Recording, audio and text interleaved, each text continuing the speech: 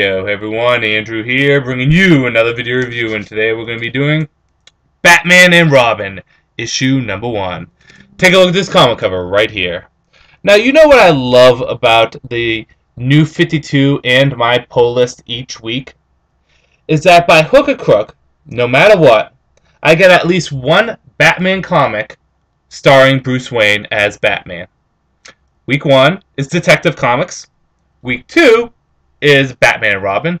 Week 3 is Batman. And Week 4 is Batman the Dark Knight.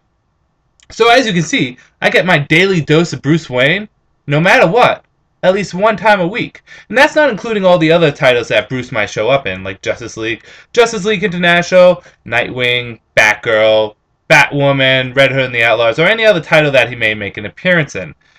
I get at least one title each week with Bruce as Batman starring in that comic.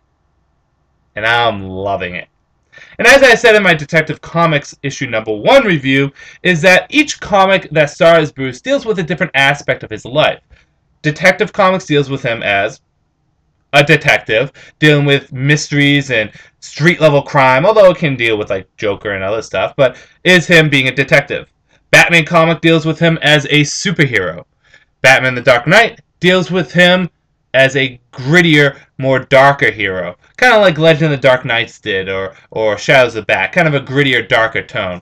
And Batman and Robin deals with him teaming up with Robin as part of the dynamic duo. And you know what? I'm happy about that. Because one aspect that's really kind of been missing from Batman in the past 10 or so years, excluding maybe some of the recent stuff, is that, well, Bruce hasn't really worked with Robin that much. I mean, Robin shows up from time to time in Batman's comics to help out, but Robin's been mostly in his own comic and on Teen Titans. Only with Damian and Dick that we really started to get the dynamic duo back. And I've been reading Batman since I was born. And I've been reading the older stuff, the current stuff, and I've been exposed to all forms of media. And, well, I'm used to the dynamic duo. From the Golden Age to the Silver Age to the Bronze Age to the Modern Age to now. From the movies to the comic books, to the television shows, to the video games. The dynamic duo, Batman and Robin, has always felt comfortable with me. As much as I like Bruce being on his own, I've always liked to see him team up with Robin. It's just been, I don't know, it fits like a glove. So, when I heard that they were going to continue Batman and Robin, I was excited. But I was also a little concerned. See, I was excited for a few reasons. One is we get that title every month that is Batman teaming up with Robin, the dynamic duo. But at the same time, and I said this before, the Batman and Robin comic first came out with Grant Morrison, and I always saw it as a tool of Grant Morrison just continuing his Batman story.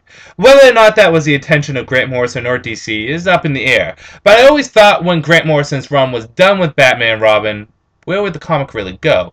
It continued, and apparently it did fairly well. But, again, that mindset was always in my head. And I was actually wondering whether or not the comic would continue into the relaunch. And I'm happy to say I'm wrong. I'm glad I'm wrong. I'm glad that they're continuing this comic with Batman teaming up with Robin. And I also like how Peter Tomasi is on it. I hope I pronounced your name right, who's done a lot of good stuff in the Batman universe. My favorite stuff was his stuff with Nightwing. Really liked his stuff on Nightwing towards the end. So, at least we know that this comic is in competent hands. But there's one last concern I had with it. Is that Damian was introduced as Robin to kind of balance out Dick as Batman. Damian kind of being the grittier character and Dick being the more lighted-hearted character. And it kind of was a flip role reversal from Batman being grittier and Robin being lighter-hearted. But now we have Damian, a gritty Robin, with Bruce, who is, well, he's not Dick as light-hearted as Dick can be. He's not Dick. So I'm curious on exactly how those two are going to interact, especially seeing that in Batman the Return, Batman said, plain flat out, that he can't work with Damian because Damian doesn't pay attention to him, doesn't listen to him. So the question is this: will this comic work out? Will Damian and Batman, Bruce Wayne, be able to actually work together? Or will it be early retirement for Batman and Robin? Well, you're just going to have to wait and see. So, let's start it off by getting into issue number 1 and talk about the story. The story starts off with what I assume is the Batman of Russia. Again, I didn't read all of Batman Inc. Beating up on some criminal. But then he starts to get beat up on by air. Apparently, there's an invisible guy going around just beating up this Russian version of Batman, who is, I again assume, part of Batman Inc., and even beats up on the criminal and takes him out. And that's the start of the comic. We then flip to Bruce kind of just standing there, wondering exactly what's going on and how he's going to approach his life from this angle, dealing with Robin and also dealing with a more pertinent aspect of his life, his parents. He wakes up Damian and he tells him, "Follow me, I need to take you somewhere." And he explains about his ritual about seeing his parents on the day that they died, in the same spot that they died, at the same time that they died. And Damian through all this is just like, why? They're dead. Who cares? They're dead. I mean, really, this is a waste of our time. We could be beating up bad guys. But Batman is saying, I'm not taking you here to continue the tradition, but rather to start a new one. And Bruce says that I've been really celebrating their death, and that's very morbid and macabre, when I should be celebrating their life together. You know, I keep on thinking about the image of my father with a bullet in his chest and my mother with a bullet in her neck, but I never think about maybe their marriage or the good stuff that they've done in life. So Damian today starts the beginning of a new tradition where we celebrate their life and where we forget about their death, or not forget about their death, but we don't necessarily celebrate that anymore.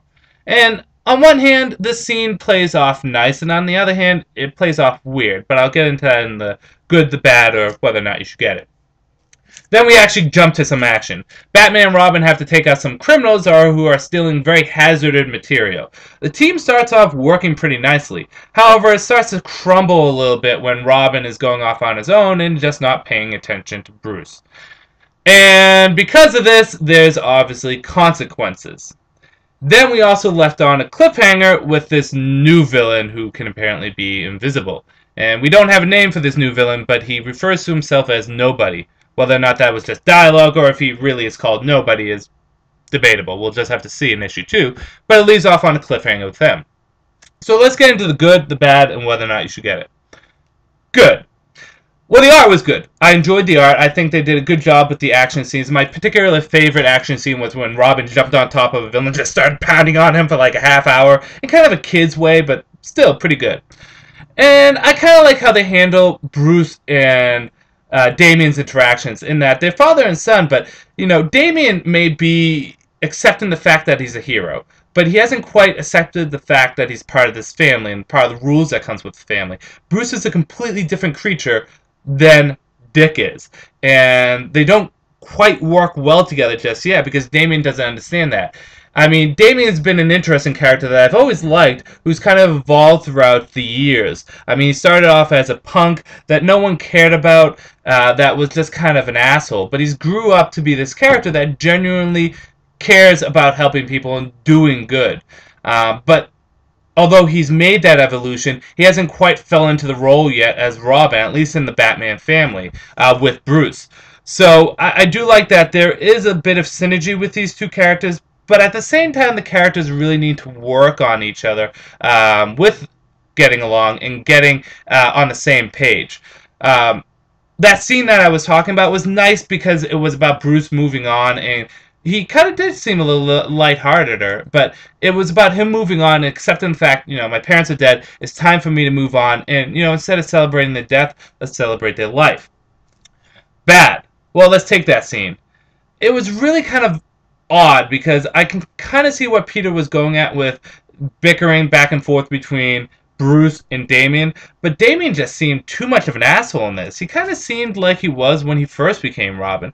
I figured he'd be a little bit more sensitive to exactly what's going on with Bruce, especially seeing that he idolized Bruce grudgingly, but he would actually, I would like to think that Damian would want to try to get inside the head of Bruce, rather than just absolutely dismiss anything he does, especially when it comes to something that created the Batman, the death of his family.